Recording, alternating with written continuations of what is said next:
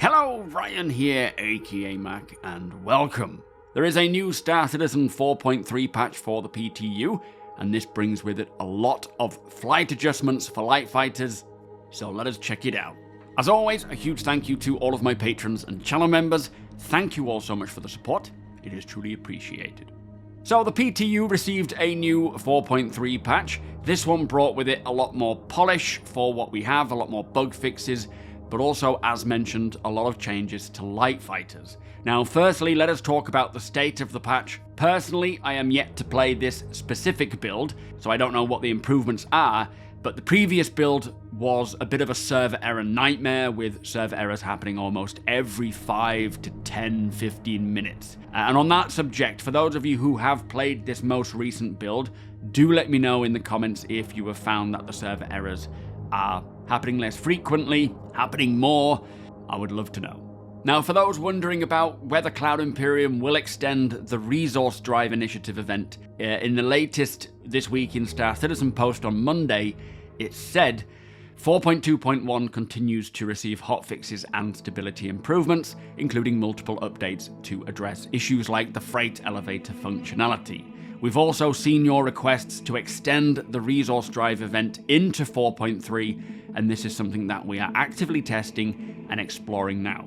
So as it says, there are more fixes coming for 4.2.1 to make freight elevators better and improve the general stability of the patch, which is still very important, as 4.3 is potentially still around 3 weeks away from releasing. But they are also testing the possibility of extending this Resource Drive event. As we can see on 4.3's PTU, in fact, the missions are still active in that build, which is likely for testing purposes to ensure that they don't break anything new or get impacted by anything new. And although it doesn't say specifically whether or not they will extend the event, I personally think they should, not necessarily for myself to complete it, but for those who are still unable to complete, say, the first entry mission, and considering since 4.2.1 went live, people's ability to progress have been absolutely impacted, and I think they should extend it into 4.3 for that reason. Do let me know whether you think they should or shouldn't. I think with how many people couldn't progress for 2-3 weeks and still can, it's only fair for those to be able to get through. So if it is possible, it might not be possible due to conflicting tech or bugs or whatever. It should be fine, but it might not be. But I think if it is fine to do so, then they just should extend it. Anyway, let us get to the patch notes. We have quite a bit to run through. Now, for this particular build, the server configuration has been updated from 5.5.600 to 7.3.600. So this will mean, I assume, 7 servers in Stanton, 3 servers in Pyro, and still 600 players on the Mesh hardcap. Now, this is likely to deal with the increased footfall in Stanton due to the new Onyx facilities and missions, and hopefully this is improving the server stability and reducing those server errors.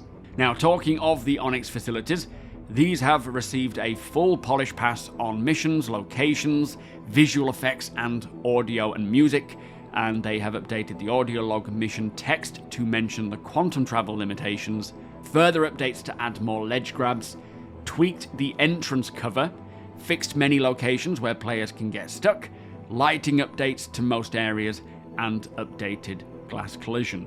Personally, very happy to see the ledge grab stuff get updated. I have fallen to my death too many times because what I should be able to grab hold of just wasn't working. So definitely happy to see that.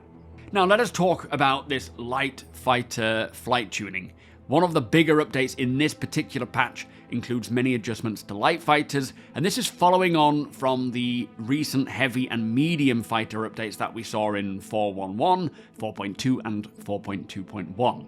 Now this patch introduces further refinements across the entire light fighter class, and this impacts ships like the Gladius, or all the variants of the Gladius, the Arrow, the Hawk, the Banu Defender, the Talon and the Shrike, the Vanduul Blade, the Katu Al, and all the variants of the Mustangs.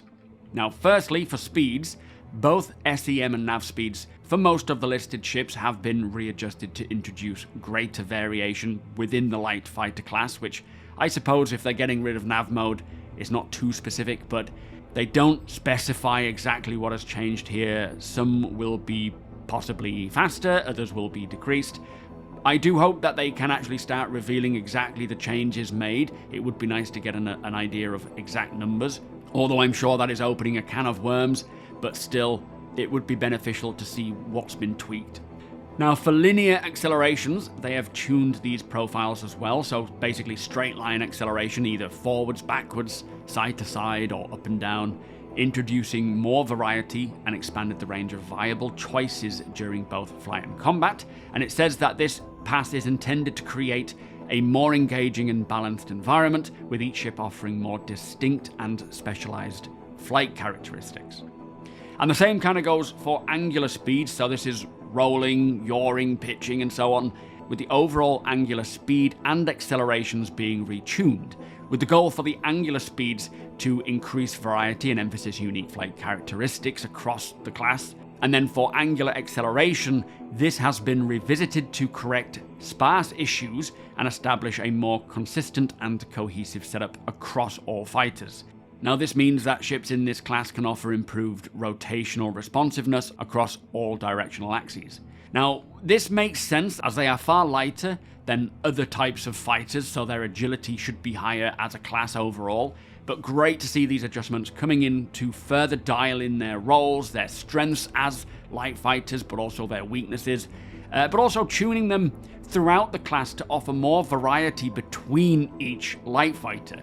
So some will be better or worse in all of these areas, giving more personal choice over each fighter's strengths and weaknesses based on our own preferences and our own strengths and weaknesses. Now, this is something that I've been saying for a long while is going to become more and more important as more of these tunings come along. The ships that we like the most, purely based on things like visuals or firepower, may not fit our own individual skill sets or preferences and abilities. Not to say that you cannot take a ship that you like the look of and just learn it so that you can become as good as possible with it, but now aesthetics and such will no longer be the only deciding factor in what ship we use or stick with. But choosing a ship that naturally complements our strengths will be more important. But again, you can spend time learning the ship that you like, but out of the gate, it won't simply be, I think this ship looks baller, I'm going to use that from now on. Anyway, further updates include many light fighter health pool adjustments to better align with the overall balance framework. Some ships have received a specific weapon capacitor modifier to improve their weapon offensive capabilities. The Katu Al wingtips bug has been fixed, in which the ship's flight performance would improve when the wingtips were broken off. This should no longer have an impact. And then for the Talon Shrike, the ship now features a dedicated flight controller that is slightly different from the original Talons to ensure its flight performance aligns with its intended role and loadout. So the bottom line here is each light fighter will handle differently from what they did. They will handle differently to one another. Some will simply just be quicker in a straight line, others will turn better or roll better or just feel more responsive. And these changes will make dogfighting more interesting and give real choices to picking the right ship for the situation, be that the opponent, the job at hand, or the pilot's preferences and skills. And as with anything balance, whether these tweaks are correct, accurate, perfect, way off, is yet to be determined. But ultimately, I'm very happy to see more of these sorts of changes roll out, and I look forward to slowly picking my ideal fleet based on my abilities and not just what looks cool. Anyway, moving on to Cortec, they have done some general performance optimizations and further audio updates to help with client crashes, which they say will not resolve all of the issues but bring it more in line with 4.2.1 while they test fixes internally. So it sounds like there are still some crashes due to audio issues that they are working to resolve. But there you go. Some great updates there for light fighters. I am definitely looking forward to the day when I can spend a lot more time in all the ships, basically, practicing and getting good and investing that time into seeing what I prefer without everything changing every 2 minutes.